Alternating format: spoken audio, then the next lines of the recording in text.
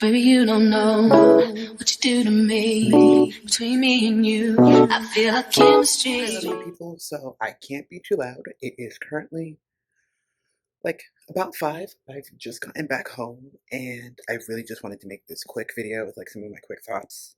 So if you didn't know, uh, today when I am recording this is the first day after Jordan Fisher's last show in the Hansen. And but I happened to see one of my good friends, Jessica, and we got to chat and talk and everything, and I'm really glad for that part. But got to see Jordan performing, and as a artist, but also especially as a theater person, it is you can always tell that it's going to be an emotional show, no matter what the show is. When an actor is prepping to make their departure and to have happy trails. And so, with that, I already knew this was going to be emotional, but I have to say, this show was honestly so beautiful from top to bottom. And the thing is, like, this was my first time getting to actually see Dear Evan Hansen performed on Broadway. And so, getting to see it in the space of the Music Box Theater, which is beautiful, getting to see all the arrangement. I love how, of course, Broadway budget, of course, gave them a whole LED system. For the most part, they had some conventional source forwards, if I'm correct, but they were using LED spots, they were using LED auras. Got to see the layout of the actual stage. Of course, I didn't take pictures because I'm not a dummy. And with that, if you're sitting in the audience, um, there's 4 balconies on stage, more or less. Top two has, I think, the string instruments, and then the bottom two has filling out the rest of the orchestra that they wanted you to see. And then on house, oh my god, I'm about to do this. Don't kill me for this because my brain is still trying to do this. Stage. How on stage left side, up top you had one of the spots, and there was another one mimicking it on stage right. And then underneath that there was 2 other balconies that I think that's where they had either the light board up or stage managers sitting. But anyway, just a basic, the theater mind it was going. But getting to see the show was something beautiful because I had already heard the music, but this was my first time actually seeing the show. And I feel like, and it's no disrespect to the script or any of the music, because I loved the music from Dear Evan Hansen. I knew a bit about the story and everything, but I didn't feel like a connection of how the story really applied to me as an individual. And I think part of it was because, like, hearing the music and also hearing like a synopsis of what the story was and getting an idea of it a bit from the script, I thought of it more as seeing and removing the anxious part of it, like the anxiety and everything. I could connect to that on somewhat of a level, but seeing and I'm being quite honest here, seeing a white cis male in this role, and this role was kind of built for, if I'm correct, a white cisgendered male, and the structure of mental illness in this way gave me a huge separation and a huge pause. Because if you know me, you know how much I really, really try to advocate in different ways for mental health and mental benefits, of course, and taking care of your mental health and making sure you take care of the mental side aspects of your health as well as the physical and emotional, of course. And so seeing this and seeing the script, honestly, I had a like I listening. I still loved the music nonetheless, but like listening and to the music and seeing the script, I really what had a hard kind of almost a divisive moment of not knowing how I really felt because it was hard to connect for me at least. In my opinion, it was hard to connect to Evan because it in a way the script kind of tried to blame his anxiety as a method of like validating his lies and the bit of the destruction that he created. So the way that it was perceived to me, I would say, and in my opinion, the way that the script is kind of because the script is so open ended in parts, it was almost as if not on purpose, but like the final. the intention may have been better, but the impact that I got from it was they were trying to say that Evan's mental illness was the reason that almost validating all of his lying and deception and stuff, which is very hard for me as a person who deals with a lot of mental illness, but also as an advocate for mental illness conversation and removing the stigma kind of was hard to deal with, especially because the story was parts of the story was talking about how you are not alone and like how it was almost like they were combating each other, like the impact of the story and the message of the story were really battling each other.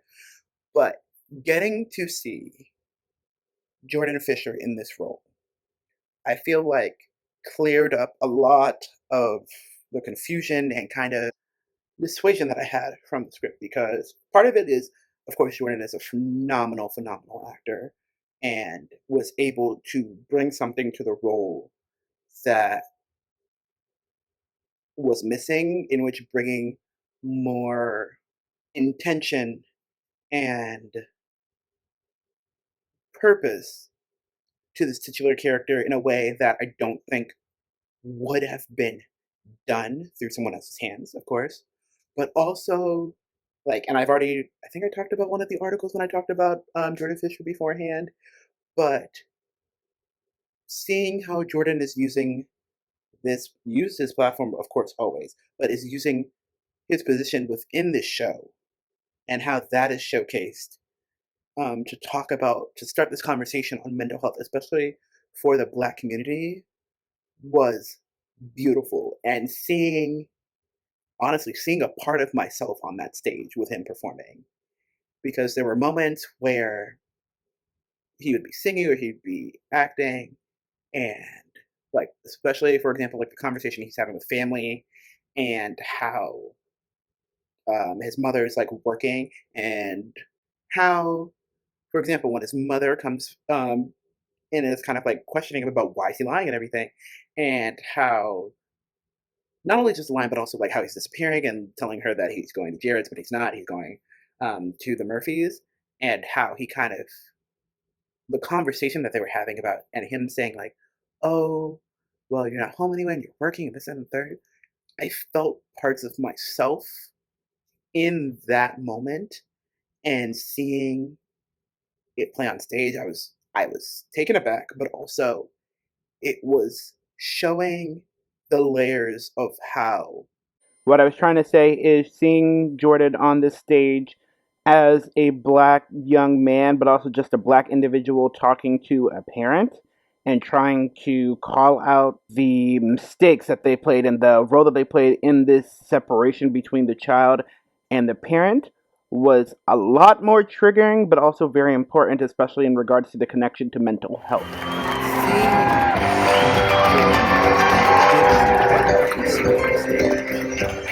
also pouring a personal part of himself into this character, which is something that is so beautiful. And I was in tears. I'm honestly trying not to cry again. Also, the man can sing, as we all know.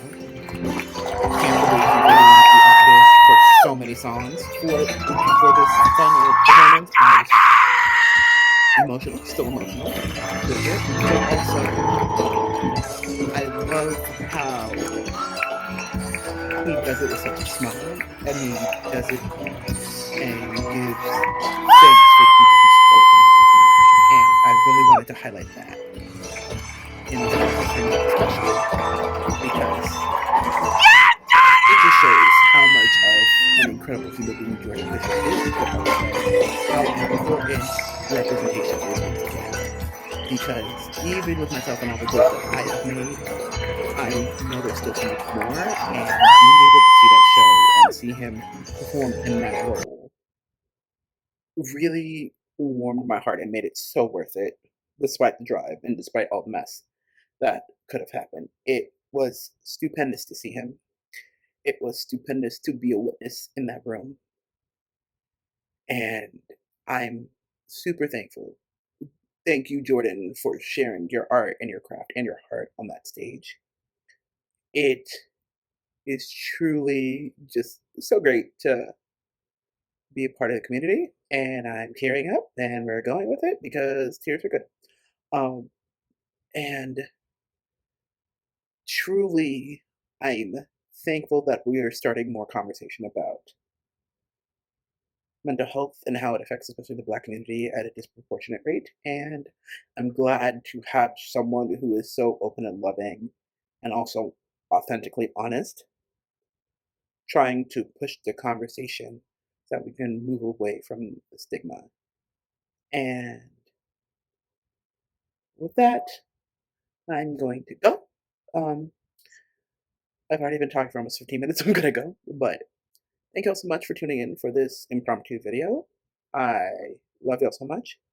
Hope y'all are doing well. It's still Black History Month as of right now, so please, we are celebrating Melanin Year, of course, Melanin Year. And so celebrate all of yourself, all of your magic, and know that you are not alone. No matter what you're going through, always reach out if you need someone to talk to. And I will leave some resources down below in the description box. And if you have a chance, try to go see Dear Evan Hansen with any of the next Evans coming in.